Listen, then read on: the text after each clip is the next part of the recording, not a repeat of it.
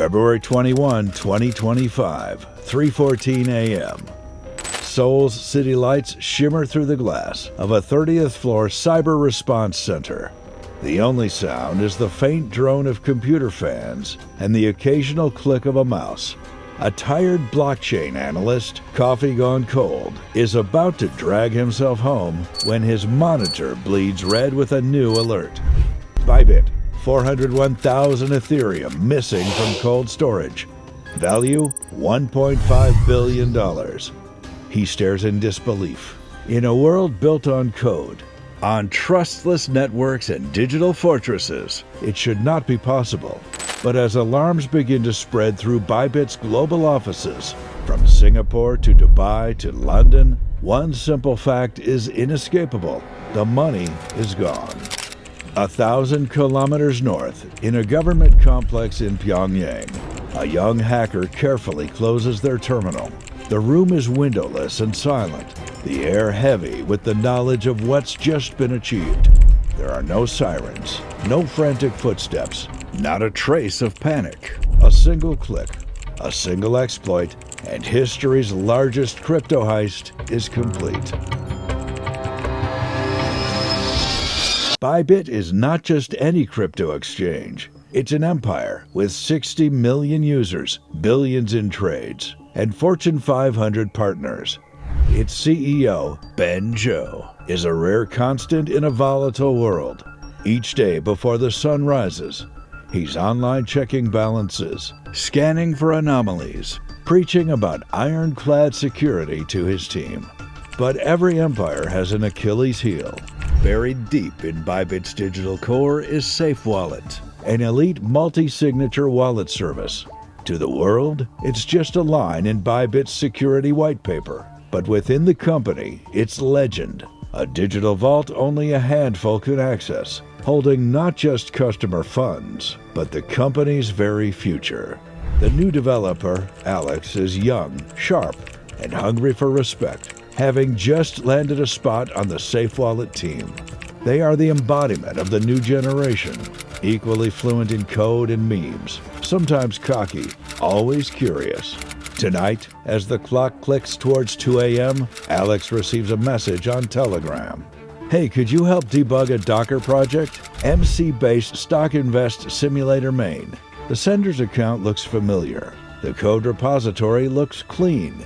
In the world of open source, sharing files is routine, almost a rite of passage. In a flash, Alex drags the file into Docker and hits execute. The project launches with no visible errors. Mission accomplished, or so it seems. Unbeknownst to Alex, something far more insidious has happened. The Docker container reaches out to a domain, getstockprice.com, a website registered only days before from Pyongyang, North Korea. On the other side, state-sponsored hackers sit in anticipation. The payload, codenamed Plot Twist, springs silently to life. Within minutes, session tokens for AWS, SSH keys, and other credentials are harvested and exfiltrated.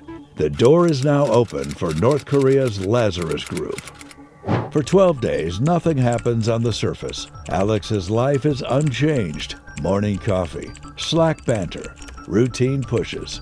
But in the background, Lazarus Group infiltrates SafeWallet's cloud infrastructure with a meticulousness seldom seen outside state intelligence agencies. Every move is deliberate. They monitor Alex's login hours, Slack activity, and network traffic. Bash histories are erased after each session. VPNs and fake user agents cloak their tracks. Activity is faked to blend in with normal developer routines.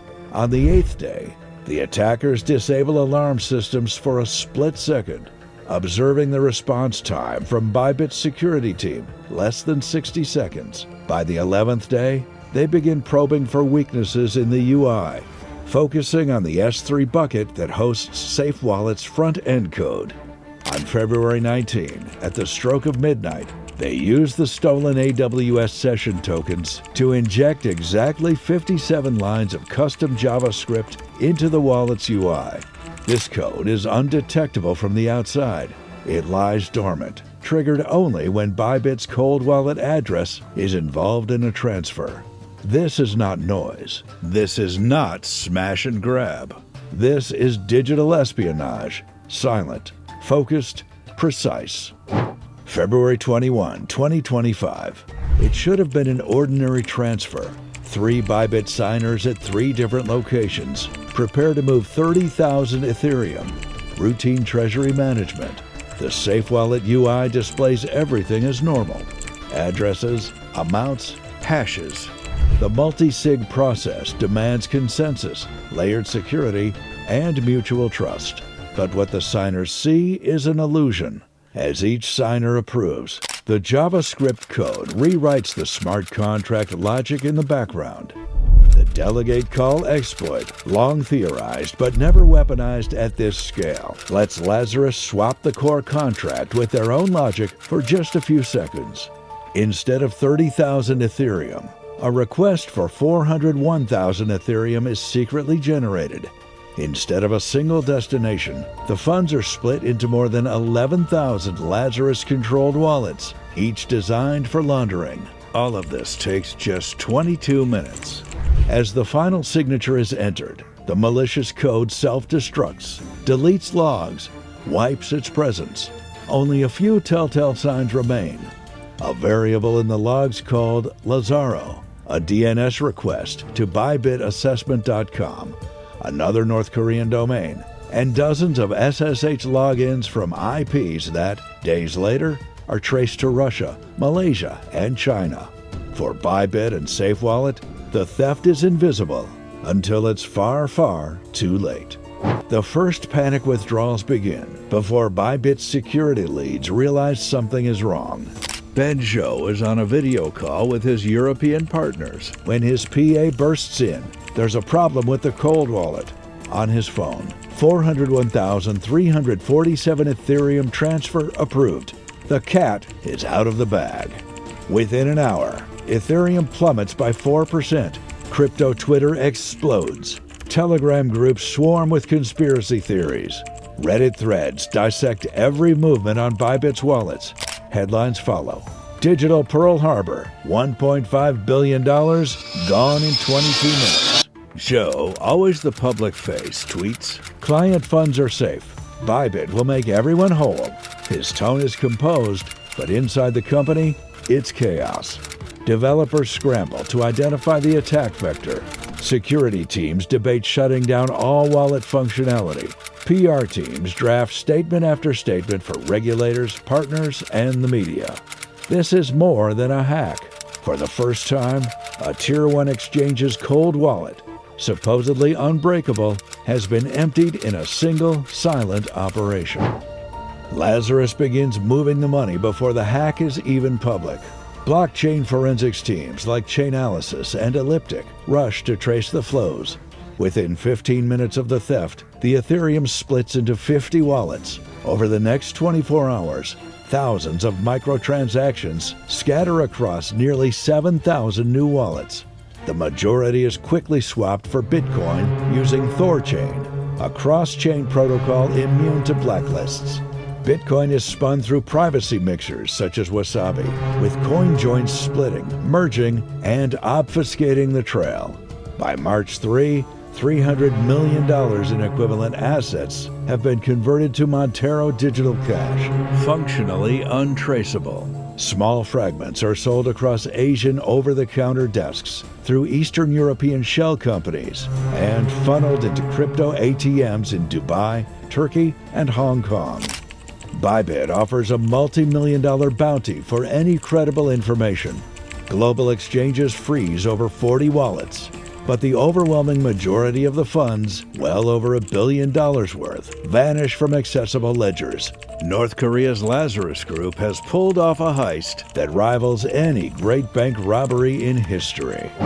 The global manhunt commences. At Chainalysis' New York office, teams gather in a glass-walled command center to watch the blockchain in real time. Investigators see the main wallet splitting assets into more than 11,000 addresses, an intentional, sophisticated strategy to foil forensic analysis.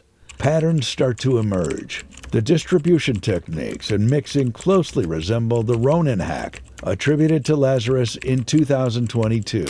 Wasabi mixer addresses light up analytical dashboards as the attackers use automated scripts to tumble coins at a scale never seen before, creating a digital labyrinth almost impossible to navigate. Every cross-chain bridge, especially Thorchain, is used relentlessly, converting freshly stolen Ethereum to BTC and scattering it further. For every attempt to blacklist or track a wallet, new ones are generated, each smaller, each harder to monitor. Analysts track a portion entering a Korean OTC desk, triggering instant alerts to other exchanges. But the bulk remains elusive, slipping through privacy tools, cross-chain swaps, and finally into the untraceable wilderness of Monero. For every $40 million frozen by exchanges and law enforcement, nearly $1.5 billion remains beyond reach, distributed, anonymized, and for all practical purposes, gone. The FBI issues a public statement. Traitor actors are proceeding rapidly, dispersing assets across thousands of addresses on multiple blockchains. For every new defensive move, Lazarus stays ahead. This is digital cat and mouse at the scale of nations. Bybit's official promise to make clients whole is honored, but the wound runs deep. Across the industry, trading volume on Bybit falls significantly. Rival exchanges tighten custody and security procedures overnight. SafeWallet overhauls its UI and backend, implementing continuous code audits and hardware security modules for all signers. Insurance premiums for crypto custodians soar. Confidence in cold storage is forever changed. The belief that decentralized, trustless systems are immune to human error, phishing, and social engineering is proven fatally naive. Developers everywhere scrutinize every email attachment and software update for hidden threats. Security teams endlessly debate the merits of open source, closed systems, and hardware isolation. For many, the illusion of impenetrability is lost for good. In the weeks that follow, the evidence becomes overwhelming. The BybitAssessment.com domain is linked to Lazarus's infrastructure, reused from earlier heists. The Lazaro log variable matches code artifacts from the 2023 Atomic Wallet attack and others. More than 11,000 laundering wallets are clustered to known North Korean ransomware and crypto exploits. The FBI, Interpol, and private security teams coordinate an unprecedented global effort to trace, freeze, and claw back funds. In Pyongyang, state media quietly celebrates record international earnings. Inside Bureau 121, North Korea's elite cyber unit, the only message is, "Good work, now double it." 6,000 operatives scattered across the world have weaponized code. Crypto now fuels not just Lamborghinis and meme coins, but missile programs and a rogue regime's survival. How did $1.5 billion vanish so quickly? It began with a perfectly crafted social engineering attack. Lazarus identified Alex as privileged, tired, and open to a friendly request. Their phishing was not random. It was targeted, exploiting trust, not technology. Once inside, Lazarus leveraged cloud infrastructure, hijacking AWS Sessions tokens, and bypassing even multi-factor authentication. They remained invisible, blending perfectly with routine developer traffic. The malicious JavaScript injected into SafeWallet's UI was a digital landmine, set to detonate only for Bybit's cold wallet signers. The delegatecall exploit, meant for upgradability, was twisted into a weapon for betrayal. With 3 signatures, the contract's logic was replaced the moment it was approved. Afterward, the evidence was expertly erased. Logs were scrubbed, SSH trails rerouted around the world, and the payload destroyed itself. Only the faintest forensic traces were left behind. Anomalous DNS queries, subtle code artifacts, and odd timing patterns. Automated laundering at a breathtaking pace finished the job. Instant splitting, cross-chain swaps, and privacy mixing made the fund's final destination unknowable.